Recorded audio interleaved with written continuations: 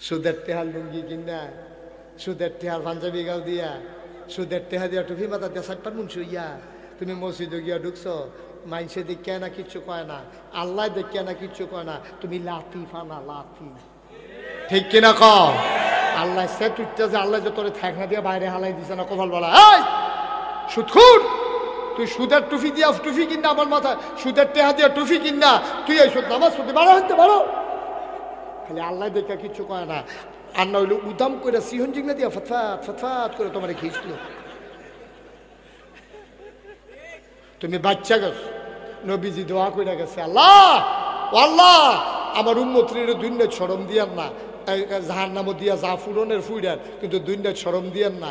আর না হইলে তোমার কপালও লেহা থাকলো সুদখোর, তোমার গাফালো লেহা থাকলো চুর, তোমার কপালও লেহা থাকলো বাটফার, তোমার কপালও লেহা থাকলো ভুটসুর, তোমার কপালও লেহা থাকলো মদখুর। এদিক লেহা থাকে না, কারণ নবীজি দোয়া করে আমরা কবুল করাই দিয়া গেছে। ভাই ও আবাদত করতে করতে তামা তামা করে লাইতে পারবা, সাদা কাগজও লেখা রাহ, সুদের টেহা দিয়া যে টুপি কিনছ, সুদের টেহা দিয়া যে পাঞ্জাবি কিনছ, সুদের টেহা দিয়া যে ভাত খাইয়া আইছো, এই খানায় এই টুফিয়ে এই পাঞ্জাবি তোমার ইবাদত কবুল হবে না, হবে না, হবে না, ঠিক কিনা কও?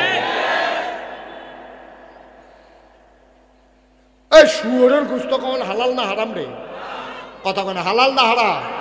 বুলে বুলে আমরা দেশে তো শুয়োরের গোশত খাইনি, আমার কথা কেন খাইনি রে? আর যদি মাধবপুর বাস স্ট্যান্ডের ভিতরে একটা ছাগল জব হয়, ছাগল রকে সাটনারি বাইরে দিয়ে গণন যায়, এক্সরে করণ লাগে না, ছাগলের কোট্টা মোট্টা বাড়ি রয়েছে, এটার ফেরতের আলগি দিলে এটা কে কে আলগি দিয়ে তুলে লাউন যায়। এইরকম ছাগলটাও যদি মাধবপুর বাজারও বেচা হয় 800 1200 টাকা কেজি গুস্ত বেচা হয়, অথচ খেয়াল করে দেখ এই ছাগলটাকে জব হয়েছে দেখা চারিগুল দেখে ফুনফুন না কুত্তা এমনি ফাঁসা ঘুরাইয়া ঘুরাইয়া আটতে আছে, এরপরে এটার ফেল কেউ ফিরেও চায় না, কারণ কুত্তা খাওয়া হালাল না হারাম, ছাগল খাওয়া হারাম না হালাল? ছাগলের গুস্ত হালাল দেখা 1200 টাকা কেজি বেচা হয়, কুত্তা খাওয়ান হারাম দেখা কুত্তার এমনি ঘুরতে আছে, টান দিয়ে হতাই নিলে ছুটকে জবত করে নিলে তো খাওয়ান যায়, কিন্তু না খাওয়াইতো না, ডাকও দিত না, ডাক দিয়ে অন্যও নাই, চা অন্যও নাই। কুত্তার গুস্ত খাই না আমরা হারাম, শুয়োরের গুস্ত খাই না আমরা হারাম। বাংলার মুসলমান শুই না রাখো, সুদকা ঘুষ এ কুত্তার গুস্ত খাওয়া যেই রকম হারাম, শুয়োরের গুস্ত খাওয়া যেই রকম হারাম, সুদ খাওয়া তার চাইতে আরো বেশি হারাম, ঠিক কিনা কও? আল্লাহ নবী কয় সুদের 70টা গোনা, সর্বনিম্ন গোনাটা হইল মাল লগে জেনা করা, মাল লগে জেনা করা সর্বনিম্নরা। আবার বুঝে 1 নাম্বারটা কত বড় গোনা। ভাইও আমি যদি 1 কোটি টাকা আবার গাড়ি রাত করে লইয়াই, মনে করেন আবার নি তোরা গাড়ির সামনে দেখে রইলাস, আরে উদাহরণ বেহতর 1 কোটি টাকা লইয়া ঘুরব করতে আমি, উদাহরণ। আমি যদি 1 কোটি টাকা লইয়া আমার গাড়ি দাঁত করে লইয়াই, আপনি ডেকুরেটারের কামাল কামাল করে, কামালে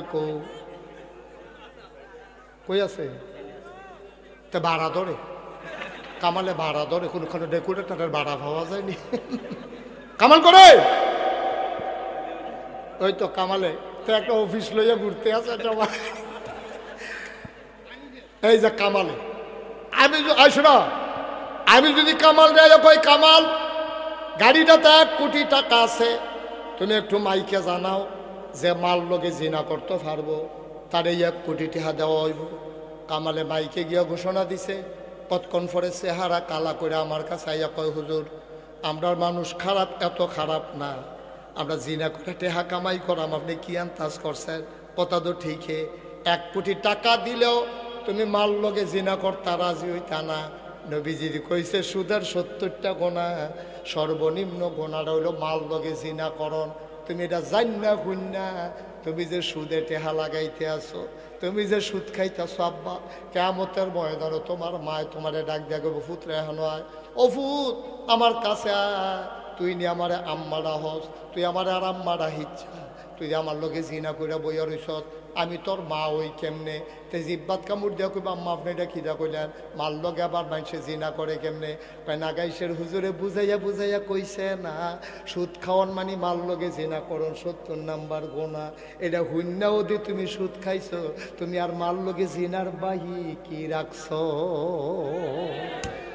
ফ্যাট মাটিত লাগাই রাখবেন, কাম লাগলে গাছের পাতা খাইবেন, কাম লাগলে টিউবওয়েলের পানি খাইবেন, তারপরে সুদের টাকা যেন এই পেটে না যায়। সবাই কোন আমিন, সবাই কোন আমিন। সীমানা আছে, গোনার একটা সীমানা থাকা দরকার। কি এত টাকা দিয়ে কিতা করবে, কি করবেন এত টাকা দিয়া? আর যে ভুট্টুর করে বলে দেখেন টেহার জায়গায় টেহা পড়ে থাকবো, আপনি থাকতেন না আব্বা, আপনি থাকতেন না। নাগাই শরীফ সাহেব যখন আনছেনে করে উচিত কথা কইয়া গেলাম, এবার আর বালা কথা কইতাম পারলাম না, একটু দমখাইয়ে ওয়াজ করে গেলাম। আবার সামনে আইলে ওখানে নিচ্ছা ফুচ্ছা ওয়াজ করে দিয়া যায়, আমি কি হরাম ফুসাইলে আমি এটা ইনশাআল্লাহ আল্লাহ যেন কবুল করে। সবাই কোন আমিন। তাহলে আপাতত কবুল হওয়ার জন্য শর্ত করা সহি, সঠিক, হালাল। Thank you. বয়স্ক মানুষ মনে রাখছে সব। সহি নিয়ত, সঠিক নিয়ম, হালাল খাওয়া, এর বাইরে কোনো এই আবাদত নাই। করতেন পারবেন, জিলা ধরত না, মাছ লইতে পারবা, ডুলাত পড়ত না।